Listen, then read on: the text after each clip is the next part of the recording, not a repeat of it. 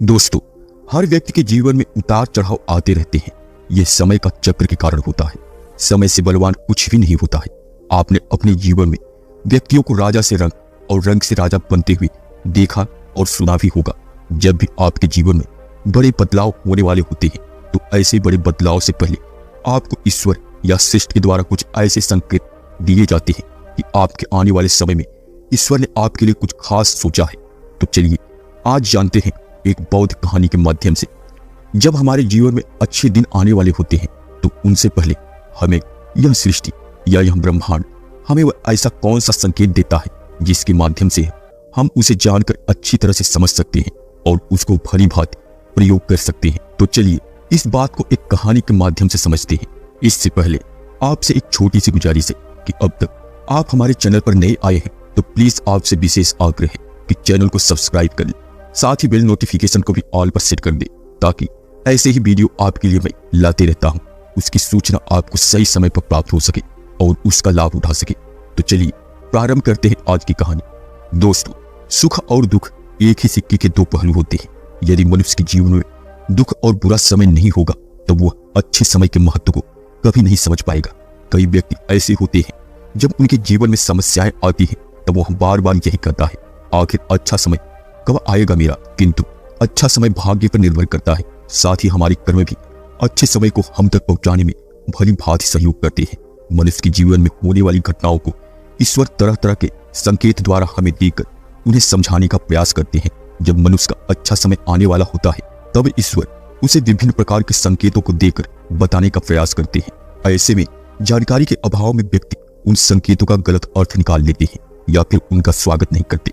इस प्रकार जब परेशानियां उनका पीछा नहीं छोड़ती हैं तब वह निराश हो जाता है। आज हम आपको इस वीडियो में बताने वाले हैं कि अच्छे समय आने के पहले क्या संकेत होते हैं और किस प्रकार से इन संकेतों का स्वागत करना चाहिए। दोस्तों, गौतम बुद्ध की शिक्षा हर किसी के जीवन को एक नई दिशा दे सकती है। अगर आप भी दिल से गौतम बुद्ध को मानते हैं तो कमेंट बॉक्स में नमो बुद्धाय लिखना ना भूलिएगा और इस कहानी को अंत तक सुनने का प्रयास करिएगा और वीडियो के साथ बने रहिए। बहुत समय पहले की बात है, किसी गांव में एक गरीब व्यक्ति रहता था। वह व्यक्ति अपने जीवन के दुखों से बहुत अधिक परेशान था। जब कभी वह कोई काम करने जाता तो वह काम असफल हो जाता था। उसके हाथ हमेशा असफलता ही लगती थी। कभी वह स्वास्थ्य को लेकर परेशान रहता तो कभी उसके परिवार में किसी की अकाल मृत्यु हो जाती थी। वह अपने जीवन के दुखों से तंग आ चुका था। एक दिन की बात है, वह अपने घर के दरवाजे पर बैठा बैठा सोच ही रहा था, तभी उसके दरवाजे पर चिड़ियों का एक झुंड आया। वह पहले से ही परेशान था। चिड़ियों को देखकर वह उन्हें चिढ़कर उन्हें भगाने लगा। सभी चिड़िया उसके दरवाजे से दूर हो गई। उस व्यक्ति की यह विशेष आदत थी, जब वह किसी जानवर को अपने घर के आसपास देखता था तब उसे मारने और भगाने लगता था। साधु संतों को देखकर और बड़े बुजुर्गों को देखकर वह उन्हें कभी प्रणाम नहीं करता था, बल्कि मुंह फेर कर वहां से चला जाता था। आखिरकार लगातार परेशानी झेलते हुए जब उसकी हिम्मत टूट गई तब एक दिन उसने निर्णय लिया कि अब वह इस जीवन को समाप्त कर देगा। वह अपना घर छोड़कर गांव से बाहर चला गया और नदी को देखते ही उसने छलांग लगा दी। लेकिन यह क्या, वहां पर दो बौद्ध भिक्षु थे जो उसे पानी से बाहर निकाल लिए। दरअसल जब वह नदी में छलांग लगा रहा था वहां पर एक सन्यासी और उनके दो शिष्य बैठे हुए थे।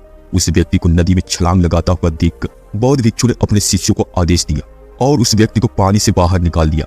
पानी से बाहर आते ही वह व्यक्ति सन्यासी के ऊपर चिल्लाते हुए उसने कहा, आपने मेरी जान क्यों बचाई? मैं जीवित नहीं रहना चाहता, मुझे मरना ही होगा। बौद्ध भिक्षु ने उसे समझाते हुए कहा, यह जीवन बहुत मूल्यवान है, तुम इसे इस प्रकार व्यर्थ नहीं कर सकते। आखिरकार जब तुम्हारा समय पूरा हो जाएगा तब तुम्हें यह धरती छोड़कर जाना ही होगा। उस व्यक्ति ने कहा, मैं अपने जीवन की परेशानियों से तंग आ चुका हूँ। मुझे समझ में नहीं आता कि मेरा अच्छा समय कब से प्रारंभ होगा। मेरे जीवन में सब कुछ बहुत बुरा हो रहा है। मैं लाख प्रयत्न करता हूँ फिर भी असफलता ही मिलती है। बौद्ध भिक्षु ने कहा, मैं तुम्हारी सहायता कर सकता हूँ। तुम सबसे पहले आत्महत्या का विचार अपने मन से निकाल दो, क्योंकि यह सबसे बड़ा पाप होता है। जो व्यक्ति आत्महत्या करते हैं उन्हें कभी भी मुक्ति नहीं मिलती है। तुम्हें क्या लगता है, तुम आत्महत्या कर लोगे तो तुम्हारी सारी परेशानियां खत्म हो जाएंगी? कभी नहीं, बल्कि आत्महत्या तो कायर लोग करते हैं। उस व्यक्ति ने कहा, हे गुरुवर, आप बहुत ज्ञानी प्रतीत होते हैं, कृपा करके मुझे कोई मार्ग बतलाइए। मुझे यह बतलाइए कि मेरा अच्छा समय कब से प्रारंभ होगा, इसके संकेत क्या क्या होते हैं। बौद्ध भिक्षु ने कहा, मैं तुम्हारी सहायता अवश्य करूंगा, किंतु उससे पहले तुम्हें मेरे कार्य करने होंगे। मैं तुम्हें जैसा कहता हूं तुम्हें मेरी बात माननी होगी। उस व्यक्ति ने कहा, आप जो भी कहेंगे वह सब मैं करने को तैयार हूँ। आप यह बताइए कि मेरे जीवन में अच्छा समय कब आएगा और इसके संकेत क्या है। बौद्ध भिक्षु ने कहा, पहले मेरी बात सुन लो। व्यक्ति ने कहा, ठीक है गुरुवर, मुझे बताइए। बौद्ध भिक्षु ने कहा, यदि तुम चाहते हो कि तुम्हारा अच्छा समय जल्दी आए तो प्रतिदिन चिड़ियों को दाना डालना शुरू कर दो। उस व्यक्ति ने मुंह बनाते हुए कहा, यह किस प्रकार का कार्य है? मुझे तो चिड़िया बिल्कुल भी पसंद नहीं है। यदि वह मेरे द्वार पर आ जाए तो मैं उन्हें भगा देता हूँ। तब बौद्ध भिक्षु ने कहा, तुम अच्छे समय के संकेत का स्वागत इस प्रकार करते हो? वह व्यक्ति चौंक गया। उसने कहा, चिड़ियों का और अच्छे समय का क्या लेना देना? बौद्ध भिक्षु ने कहा, जाओ पहले यह कार्य करके आओ। उस व्यक्ति को समझाते हुए उन सन्यासी ने कहा, कई बार व्यक्ति अपनी परेशानी और अपने गुस्से में अपने जीवन में आने वाले अच्छे संकेतों को स्वयं से दूर कर देते हैं। जीवन में कुछ ऐसी आकस्मिक बातें होती हैं जिनके प्रभाव से यह पता चलता है कि जीवन में अब अच्छा समय आने वाला है। उस व्यक्ति ने कहा, अब आप मुझे बताइए कि अच्छे समय के आने के क्या संकेत हैं। सन्यासी ने बताना शुरू किया। उन्होंने कहा, पहला संकेत, नींद ब्रह्म मुहूर्त में खुलना। बहुत सारे ऐसे लोग होते हैं जिनके नियमित रूप से उठने से पहले आंख खुल जाती है। यदि आप ये देख पा रहे हैं कि आपकी नींद ब्रह्म मुहूर्त में खुल रही है, यानी सुबह 3 से 5 के बीच बहुत ही अच्छा बड़ा बदलाव आने वाला है, यानी आपको जीवन की योग्य राह मिलने वाली है। इसलिए आपको पहले ही भाप जाना चाहिए कि आपके जीवन में कुछ अच्छा घटित होने वाला है। दूसरा संकेत, अचानक खुश होना। अचानक आपको अंदर ही अंदर खुशी का अनुभव होना। कई बार आपने देखा होगा कि आपको अचानक से खुश होने का मन करने लगता है। इसका मतलब आपको समझ आ जाना चाहिए कि ईश्वर आपको कुछ अच्छा संकेत दे रहे हैं। जिस प्रकार आपको इस समय खुश होने का मन कर रहा है, उसी प्रकार ईश्वर आपके जीवन में बहुत जल्द खुशी के पल लाने वाले हैं। खुशी का अनुभव होने वाला है। जितना भी दुख आपने अपने जीवन में देखा है वो बहुत जल्द ही खत्म हो जाएगा। ऐसे समय में आपका मन प्रफुल्लित हो उठता है। तीसरा, गौ माता का आगमन। अगर आपके घर में प्रतिदिन गौ माता का आगमन हो रहा है या आपसे भोजन के लिए गुहार करती है तो यह बहुत ही शुभ संकेत है। अगर आपके घर में पशु पक्षी घोंसला बना रहे हैं तो यह भी बहुत ही शुभ संकेत माना जाता है। इसके अलावा अगर आपको पक्षियों की चहकना आपके घर के आसपास दिन प्रतिदिन बढ़ती ही जा रही है तो यह शुभ संकेत है, जो जीवन में बहुत ही जल्द सकारात्मक बदलाव लाने वाले हैं। बताया जाता है कि शिशुओं में ईश्वर का वास होता है। अगर छोटे बच्चे या शिशु आपको देखकर अचानक से मुस्कुरा देते हैं या आपको कोई सकारात्मक बात बोल देते हैं तो ये इस बात का संकेत है कि जीवन में सकारात्मक चीजें होने वाली हैं। पांचवा, स्वप्न में मंत्रों पाठों का सुनाई देना। स्वप्न में अगर आपको मंत्र सुनाई देते हैं तो यह बहुत ही अच्छा माना जाता है। अगर ओम मंत्र की गूंज सुनाई दे तो यह सकारात्मक बात है। स्वप्न में मंत्रों, घंटा, शंख आदि की सुनाई देना बहुत ही अच्छा संकेत माना जाता है। दोस्तों, कई बार आपने देखा होगा कि आप कर्जवार हुए हो और अचानक से आपको कर्ज मुक्ति का मार्ग दिखलाई दे जाए तो ये ईश्वर का सकारात्मक संकेत है। या पैसों के लेन देन में आपके पक्ष कोई फैसला आता है तो इसका मतलब यह है कि जीवन में खुशियां आने वाली है। धन के अलग अलग स्रोत बनना भी ईश्वर का ही संकेत है। इससे यह पता चलता है कि जीवन की आर्थिक परेशानियां समाप्त होने वाली है। जीवन में धन का आगमन बहुत ही जल्द होने वाला है। सातवां, शरीर के अंगों का फड़कना। पुरुषों में दायां अंग फड़कना बड़ा ही शुभ माना जाता है, चाहे वो दाईं आंख हो, दायां हाथ हो। इससे यह संकेत प्राप्त होता है कि आपके बल में वृद्धि होने वाली है। इसके विपरीत महिलाओं में अगर बायां अंग फड़कता है तो यह अच्छा संकेत माना जाता है, यानी महिलाओं के बाएं अंग का फड़कना अच्छा संकेत बताया गया है और पुरुषों में दाएं अंग का फड़कना शुभ संकेत माना गया है। दोस्तों, गाय हमारी माता है जो हमें दूध देती है। इस दूध को देवता अमृत समान मानते हैं। वेदों और शास्त्रों में गायों की पूजा का भी विधान कहा जाता है। जब कभी घर में रोटी बनती है तो पहली रोटी गाय को समर्पित करनी चाहिए। जब कभी घर के आसपास गाय दिखाई दे तो उसे अच्छा संकेत मानते हुए रोटी अवश्य खिलाएं। गाय ईश्वर की प्रिय होती है। उसके अंगों में सभी तीर्थ स्थल मौजूद होते हैं। जो भी मन से गाय की सेवा करते हैं ईश्वर उनके ऊपर प्रसन्न रहते हैं। गाय को कभी परेशान नहीं करना चाहिए बल्कि उन्हें ईश्वर का संदेश वाहक मानकर सदैव उनका स्वागत करना चाहिए। स्वप्न में पितरों के दर्शन होना। यदि कभी भी स्वप्न में पूर्वजों के दर्शन हो तो इसे अच्छा संकेत मानना चाहिए। हमारे पूर्वज भले ही हमसे दूर होते हैं किंतु किसी न किसी प्रकार से वो हमसे जुड़े होते हैं। उनका स्वप्न में आना अच्छे संकेत आने का शुभ समाचार होता है और वह हमें आने वाले अच्छे समय के लिए संदेश देते हैं। इसलिए जब कभी सपने में पूर्वजों के दर्शन हो तो उसे बुरा नहीं मानना चाहिए बल्कि उसे अच्छा मानते हुए मन को प्रसन्न रखना चाहिए। अपने पूर्वजों के प्रति सदैव नतमस्तक रहना चाहिए और प्रतिदिन उन्हें ईश्वर मानकर प्रणाम अवश्य करना चाहिए। सन्यासी की यह सारी बातें सुनकर उस युवक ने उन्हें धन्यवाद दिया और कहा, आपने मेरे जीवन की रक्षा की है। यदि आप नहीं होते तो मैं आज जीवित नहीं होता। मैं वादा करता हूँ कि आज के बाद जीवन में कोई भी परेशानी आएगी तो मैं डटकर उसका सामना करूंगा और इन संकेतों का स्वागत करूंगा। कभी किसी जानवर को देखकर उस पर अत्याचार नहीं करूंगा। इस प्रकार उन बौद्ध भिक्षु ने उस व्यक्ति को जीवन की नई राह दिखाई। दोस्तों, आशा करता हूं कि आप सभी को यह कहानी जरूर पसंद आई होगी और इस कहानी का उद्देश्य आपके जीवन में भली भांति उतर पाएगी। तो चलिए मिलते हैं एक नई कहानी में एक नई शिक्षा और ज्ञान के साथ। वीडियो में अंत तक बने रहने के लिए धन्यवाद। नमो बुद्धाय। बहुत समय पहले की बात है। एक गुरु का एक शिष्य एक रास्ते से होता हुआ वापस अपने आश्रम की ओर जा रहा था। रास्ते में उसे शमशान घाट दिखाई देता है जहां पर कुछ लोग रो रहे थे। यह देखकर वह शिष्य भी शमशान घाट की ओर चला गया। वहां जाकर उसने देखा कि एक बहुत ही सुंदर युवती का अंतिम संस्कार किया जा रहा था और वहां पर उपस्थित सभी लोग केवल एक ही बात कह रहे थे कि यह नगर की सबसे सुंदर युवती थी। इसके बहुत सारे सपने थे, अरमान थे जिन्हें वह पूरा करना चाहती थी। यह मन की बहुत ही अच्छी थी जो लोगों की मदद किया करती थी, गरीबों को खाना खिलाया करती थी। और अचानक ही आज सुबह सुबह यह घर से बाहर निकली और चलते ही चलते अचानक यह गिर पड़ी और मृत्यु को प्राप्त हो गई। उस लड़की के बारे में यह सब जानकर उस शिष्य को बहुत गहरा आघात लगा। वह यह सोचने लगा कि यदि इस प्रकार की भी मृत्यु हो सकती है तो मेरे जीवन का कोई भरोसा नहीं है। इस हिसाब से तो मेरे पास भी 1 या 2 वर्ष ही शेष बचे होंगे। वह शिष्य खड़ा होकर यह सब सोच ही रहा था कि तभी उस युवती के शरीर को अग्नि के हवाले कर दिया जाता है। धीरे धीरे वहां पर मौजूद हर कोई वहां से जाने लगता है। अंत में जो उस लड़की के सबसे करीबी थे वह भी वहां से चले गए। अब वहां पर केवल उस युवती की लाश थी जो धूं धूं करके जल रही थी। धीरे धीरे उसका पूरा शरीर जल चुका था और अंत में केवल उसकी हड्डियों का कुछ ढांचा ही बचा हुआ था।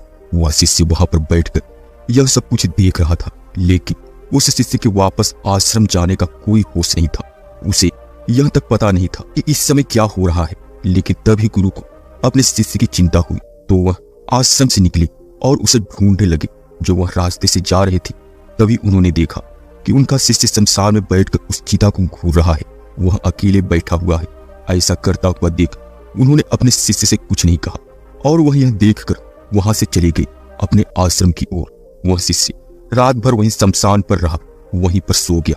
अगली सुबह जब उठकर वह आश्रम वापस लौटा, वह सीधे अपने गुरु के पास आया और उनसे कहने लगा, हे गुरुदेव, मेरा एक प्रश्न है आपसे, क्या आप मुझे जवाब देंगे? गुरु उसके मन की बातों को समझ चुके थे।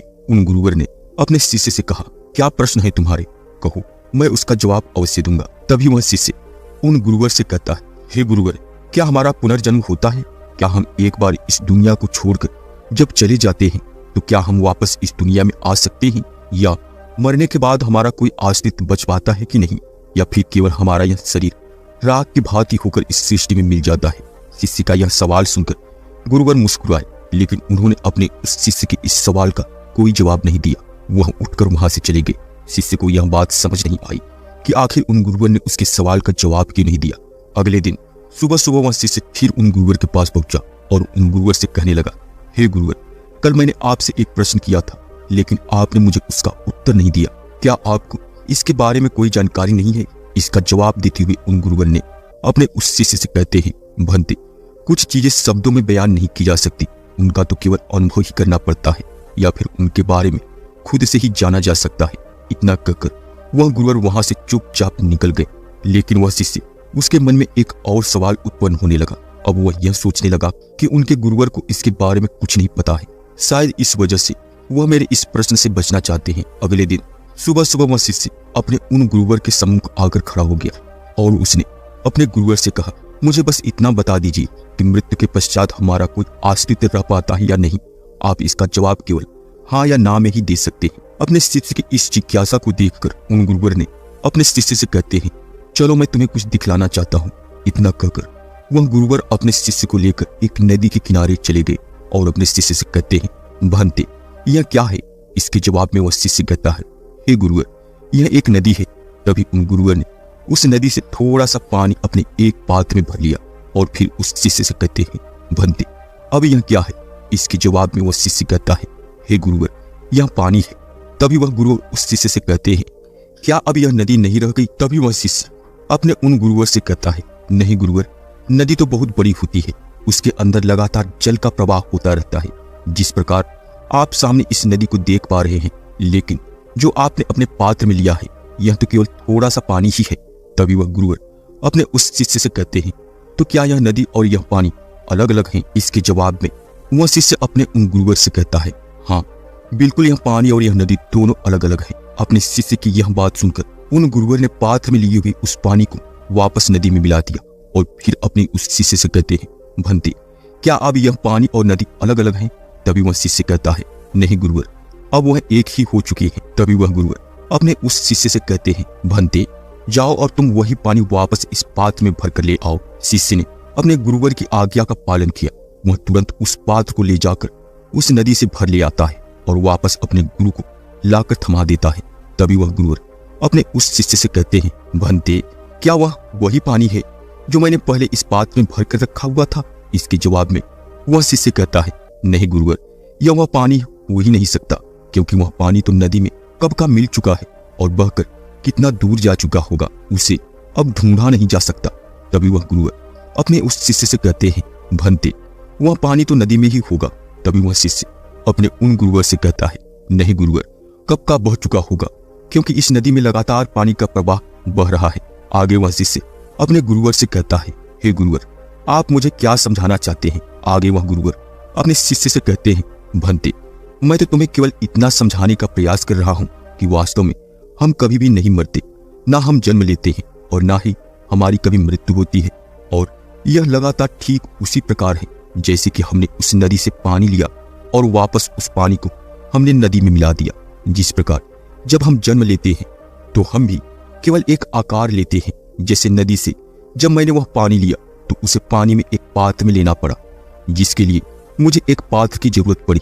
ठीक उसी प्रकार जब भी हम नदी के उस पानी को आकार देना चाहते हैं तो हमें किसी न किसी पात्र की आवश्यकता पड़ती है, फिर चाहे वह हमारे दोनों हाथ ही क्यों ना हो जिसमें पानी रखा जा सके। ठीक उसी प्रकार हमारा यह शरीर भी एक पात्र ही है। तभी वह शिष्य अपने गुरुवर से कहता है, हे गुरुवर, तो इसका अर्थ क्या हुआ? क्या हमारा शरीर केवल एक पात्र है और जो पानी हमने उस नदी में फेंका वह आत्मा? इसके जवाब में वह गुरुवर अपने उस शिष्य से कहते हैं, भंते कुछ चीजों को हम कहकर नहीं समझा सकते, इसके लिए हमें खुद से ही अनुभव करना पड़ता है, इसे हमें खुद से ही जानना पड़ता है। तुम्हारे लिए आत्मा का मतलब तुम खुद हो। जब तुम यह कहते हो कि मेरी आत्मा, तो इसका अर्थ यह है कि तुम अपने आप को ही कह रहे हो, लेकिन वास्तविकता में ऐसा नहीं है कि बिना पात्र के पानी को रखा नहीं जा सकता और बिना पानी के पात्र किसी काम का नहीं। ठीक उसी प्रकार तुम्हारा अस्तित्व भी एक पात्र और पानी को मिलने से ही होता है। जब यह दोनों जाकर जुड़ेंगे तभी तुम अस्तित्व में आओगे, और यदि यह पात्र गिर जाए या फिर उसका पानी बह जाए तो फिर तुम नहीं बचने वाले। इसलिए तुम्हारे बचने के लिए दोनों का जुड़ना आवश्यक है। और यही पानी जब हम किसी दूसरे बर्तन में ले लेते हैं, अर्थात जब हम किसी दूसरे पात्र में रख लेते हैं, तो इसका आकार बदल जाता है और यह तब तुम नहीं रह जाते, बल्कि वह दूसरा पात्र, वह दूसरा पानी मिलकर कुछ अलग प्रकार का आकार ले लेते हैं। इस प्रकार उन गुरुवर का वह शिष्य कहता है, हे गुरुवर, मुझे आपकी बातें समझ नहीं आ रही हैं, क्या आप मुझे थोड़ा साफ और स्पष्ट तौर पर समझा सकते हैं? तभी वह गुरुवर मुस्कुराने लगे और अपने उस शिष्य से कहते हैं, भंते यदि हम अपने आप को अर्थात अपने इस शरीर को केवल पात्र ही मानते रहेंगे तो हम कभी भी मृत्यु को प्राप्त हो जाएंगे, क्योंकि केवल पात्र से कुछ नहीं होता, यह तो कभी भी टूट सकता है और उसके बाद उनका कोई उपयोग नहीं रह जाता। लेकिन हम इस पात्र के भीतर उस पानी को अवश्य पहचान सकते हैं, हम अपने आप को पहचान सकते हैं और इस पानी की कभी मृत्यु नहीं होती। अर्थात हमारी आत्मा कितने ही शरीर को क्यों ना टूट कर बिखर जाए, फिर चाहे हम कितना ही पात्र क्यों ना बदलना पड़े, फिर चाहे हमारा आकार हमेशा क्यों ना बदलता रहे, लेकिन हम वही रहते हैं। जैसे यदि हम इस पात्र के पानी को यदि गर्म करें तो क्या यह भाप बनकर उड़ जाएगा, लेकिन यह भी तो पानी ही है। जब यह ठंडा होगा तो वापस पानी का ही रूप ले लेगा। इस भाप बने हुए पानी से हजारों लाखों पानी की छोटी छोटी बूंदें बन जाएंगी और यह वापस नदी में ही आकर समाहित होगी, जिससे यह एक विशाल नदी का रूप ले लेगा और यह विशाल नदी सागर की तरफ ही जा सकती है। यह जाकर पुनः सागर में ही मिल जाता है, लेकिन कभी मिटता नहीं है। यह भले ही अपना रूप बदल ले, अपना आकार बदल ले, लेकिन इसका अस्तित्व तो वही रहता है। इसी कारण मैं तुमसे यह कह रहा था कि ना तो हमारा जन्म होता है और ना ही कभी हमारी मृत्यु। तभी आगे वह शिष्य अपने उन गुरुवर से कहता है, हे गुरुवर, हमारे जीवन में पाप और पुण्य का क्या महत्व है? क्या आप मुझे यह समझा सकते हैं?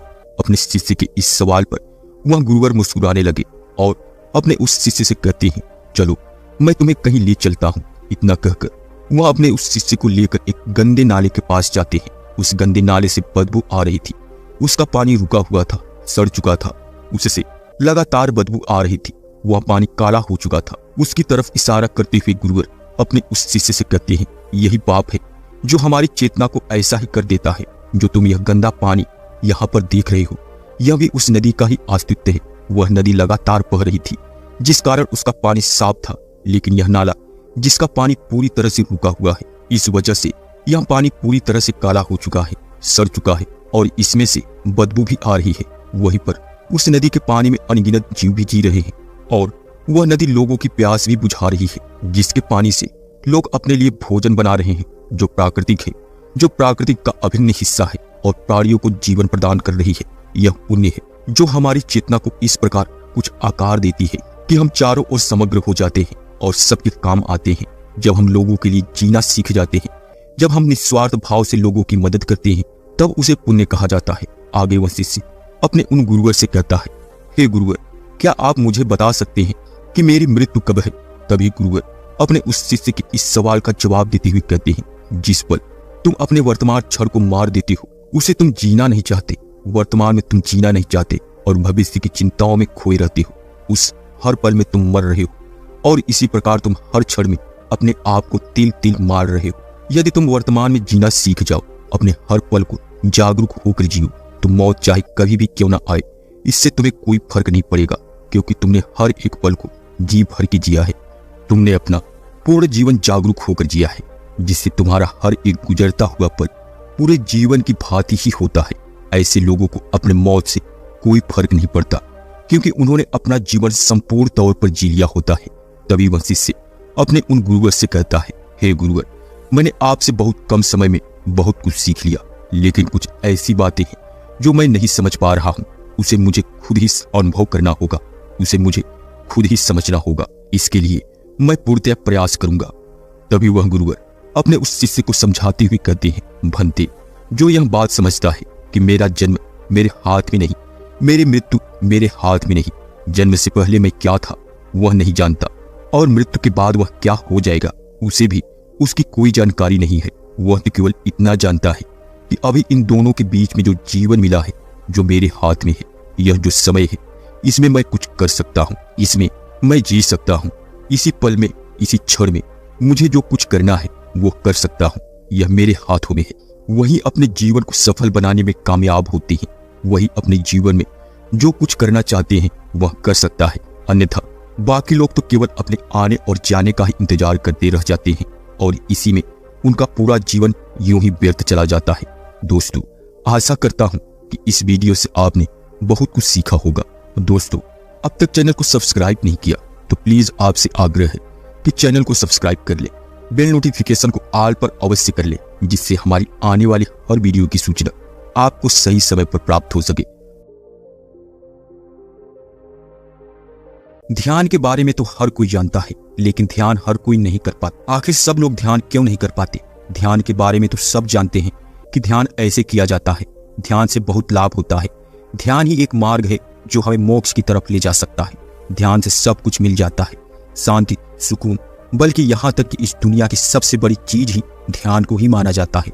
लोग ध्यान को सबसे ऊपर रखते हैं और बताया जाता है इस मानव जीवन का सबसे सर्वश्रेष्ठ आधार है ध्यान। आखिर सिद्धार्थ भी तो गौतम बुद्ध बने ध्यान के ही कारण।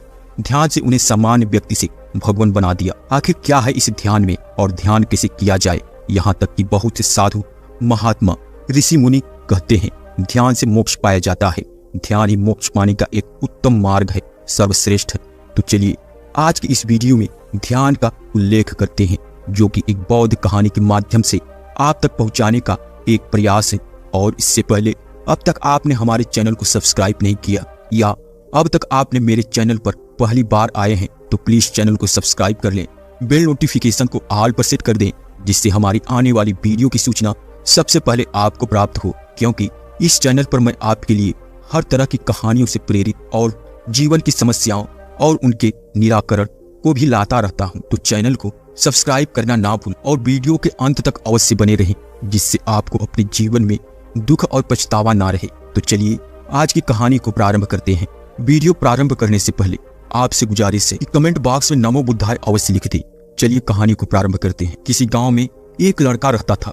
लड़के की समस्या यह थी कि ऐसे विचार जो लोग कहते कि बुरे होते हैं, यह चीज गलत है, ऐसा मत करना, यह बातें बुरी बात है। जब तक हमें पता नहीं होता कि क्या अच्छा है और क्या बुरा, तब तक तो सब ठीक रहता है। जैसे ही हमें इन बातों का पता चलता है कि क्या हमारे लिए सही है और क्या गलत, हम पे जैसे ठप्पा लग जाता है, मुहर लग जाता है कि यह अच्छा है और यह बहुत ही खराब है।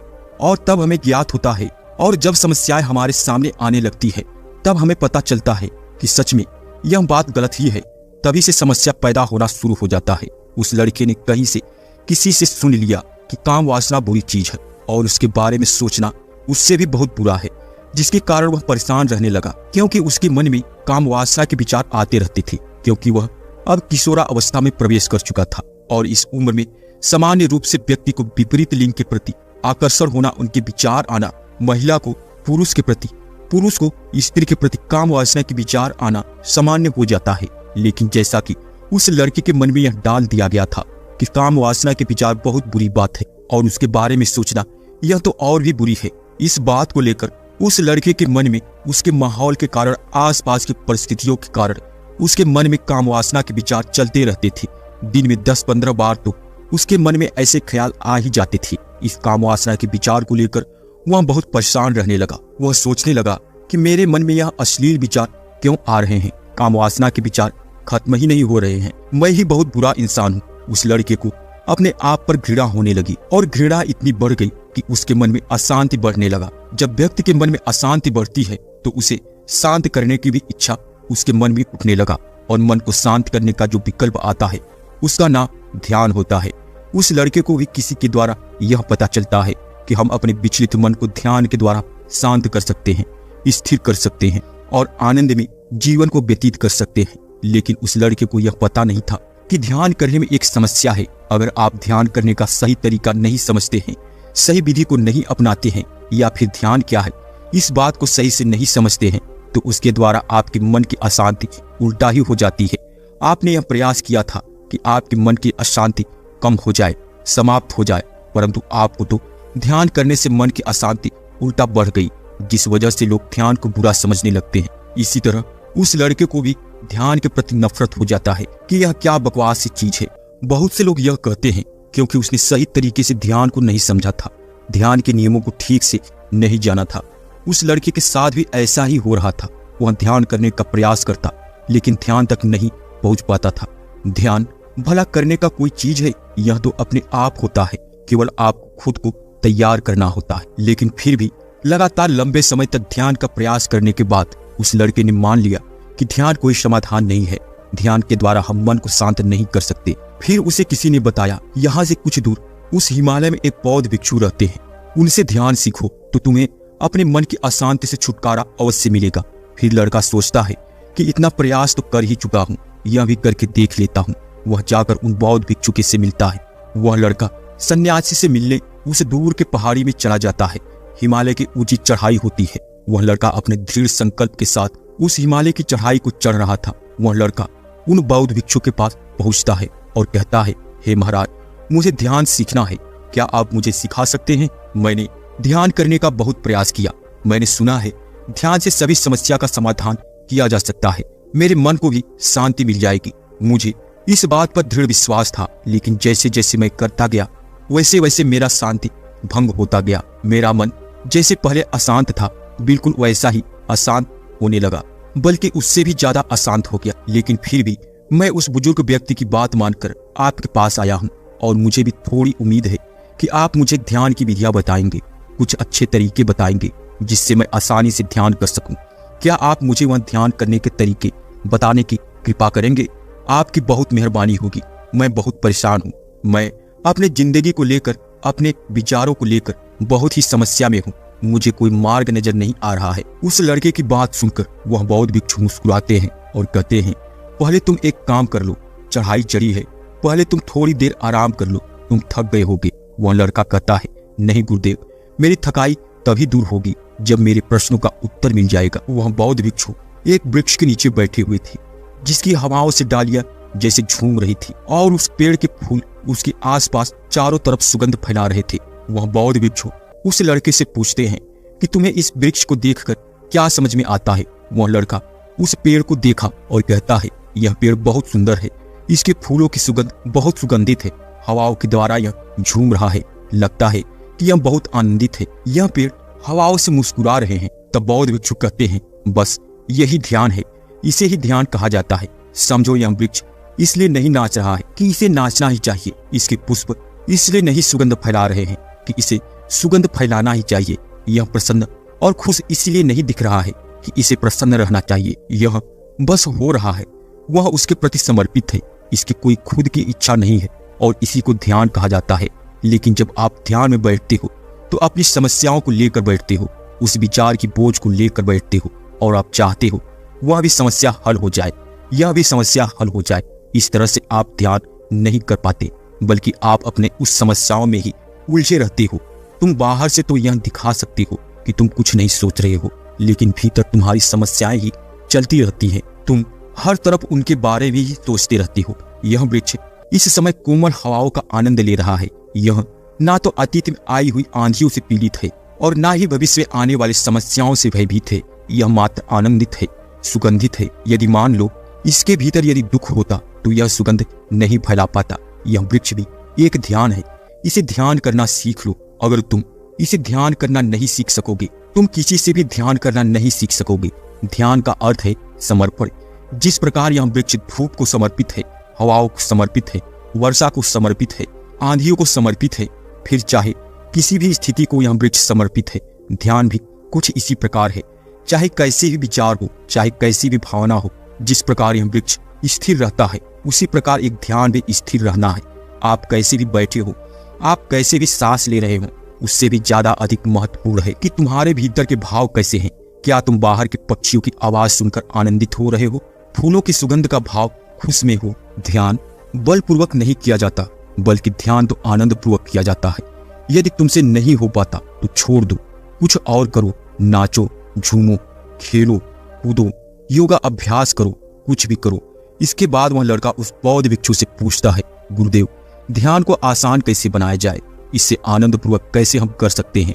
वह बौद्ध भिक्षु कहते हैं, शुरुआती तौर पर यह 3 बातें समझना अति आवश्यक है। प्रथम है सही संगत, द्वितीय है सत्संग। वह बौद्ध भिक्षु कहते हैं, शुरुआती तौर पर पहले तो यह 3 बातें को अति ध्यान पूर्वक सुन लो। पहला सही संगत, दूसरा सत्संगत और तीसरा सही आचरण। संगत का मतलब है कि ध्यानियों के साथ रहो, अपने दोस्त मित्र ऐसे बनाओ जो आनंद के साथ ध्यान में आगे बढ़ रहे हैं। दूसरा सत्संगत, अच्छी बातें सुनो, सकारात्मक बातें सुनो जो तुम्हें ध्यान करने के लिए प्रेरित करे। और तीसरा सही आचरण रखो, जैसे करुणा से जीना, किसी के लिए बुरा ना करना, ब्रह्मचारी का पालन करना, सात्विक भोजन करना, संसार के सभी प्राणियों के साथ दया प्रकट करना। यदि तुम ध्यान में नहीं बैठ पा रहे हो तो समझो तुम्हें जबरदस्ती प्रयास नहीं करना चाहिए, परंतु उस समय ध्यान से मत चूकना जब भीतर से आनंद उमड़ रहा हो, जब तुम कुछ महसूस कर रहे हो, उस समय ध्यान को तुम अनदेखा मत करना। यही ध्यान का सूत्र है, क्योंकि एक बार जिसने ध्यान को परख लिया, जिसे ध्यान का स्वाद चख लिया, वहां ध्यान करना नहीं छोड़ सकता। उसका ध्यान खुद ब खुद होने लगता है। दोस्तों, इतना कहकर वह बौद्ध भिक्षु अपनी शिक्षाएं समाप्त करते हुए कहते हैं, अब तो तुमने ध्यान का अर्थ समझ लिया, क्या और भी कोई प्रश्न तुम्हारा बाकी है? फिर वह लड़का कहता है, नहीं गुरुदेव, अब मैं समझ चुका हूँ। जो मेरे मन में भ्रम था वह सभी समाप्त हो चुके हैं, सब कुछ स्पष्ट हो चुका है।